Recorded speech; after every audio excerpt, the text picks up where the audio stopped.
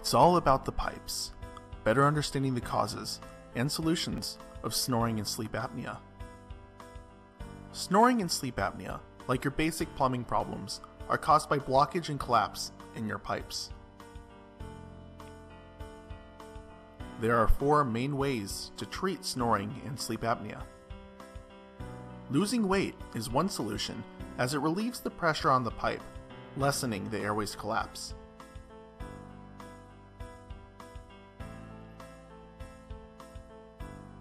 Surgery is like snaking or roto-rooting your pipe.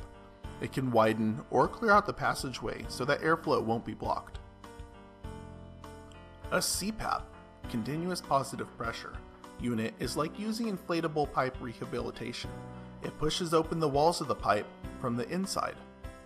An oral device works like an openable drain stopper. It props open the airway to keep the pipes flowing. The proper solution could put an end to your or your loved one's snoring and sleep apnea.